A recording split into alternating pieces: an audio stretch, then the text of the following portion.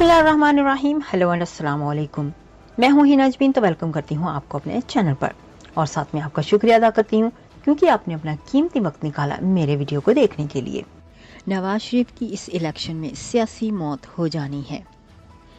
पाकिस्तान तहरीक इंसाफ के सरबराह इमरान खान का कहना है कि इस इलेक्शन में नवाज शरीफ की सियासी मौत होने वाली है। इमरान खान ने लाहौर हाई कोर्ट में सहाफ़ियों से गैर रस्मी गुफ्तगू करते हुए कहा कि इमरान खान की इस इलेक्शन में सियासी मौत हो जानी है। इस मौके पर सहाफ़ियों ने सवाल किया कि क्या समझते हैं सुप्रीम कोर्ट इलेक्शन कमीशन के फैसले को उड़ा देगी, जिसके जवाब में इमरान खान ने कहा कि अगर नहीं उड़ाएगी तो फिर सवाल ये है कि अक्टूबर में इलेक्शन कैसे होंगे। ऐसे तो ये कभी भी कह देंगे पैसे नहीं है, जंगल का कानून बना हुआ है। दूसरी जानिब लाहौर हाई कोर्ट के जस्टिस तारिक सलीम शेख ने इमरान खान के खिलाफ दर्ज मुकदमात की तफसीलात के लिए लार्जर बेंच तश्कील देने की सिफारिश कर दी। लाहौर हाई कोर्ट में इमरान खान के खिलाफ दर्ज मुकदमात की तफसीलात की दरख्वास्त पर समाअत हुई। लाहौर हाई कोर्ट के जस्टिस तारिक सलीम शेख ने दरख्वास्त पर समाअत की। सरकारी वकील ने बताया कि इमरान खान के खिलाफ मुकदमात में एंटी करप्शन को लिखा हुआ है।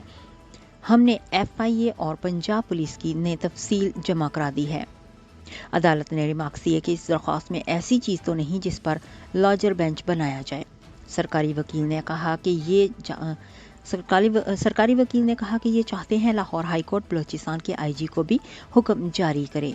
उन्होंने बलूचिस्तान के IG को फरीक बनाकर दरख्वास्त दायर की। लाहौर हाई कोर्ट ऑफिस ने भी इस पर एतराज़ नहीं लगाया। फवाद चौधरी ने कहा कि पहले इमरान खान पर 55 केसेस थे, जब तफसील आई तो 124 के करीब थे। ये लोग मजदूरों को गिरफ्तार कर रहे हैं।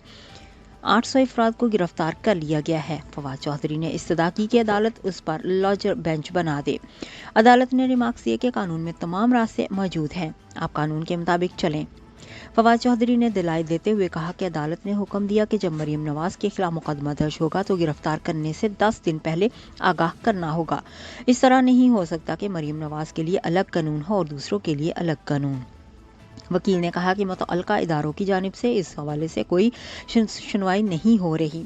बादअज़ा जस्टिस तारिक सलीम शेख ने रिमार्क्स दिए कि अब उसे लार्जर बेंच के पास भिजवा देते हैं।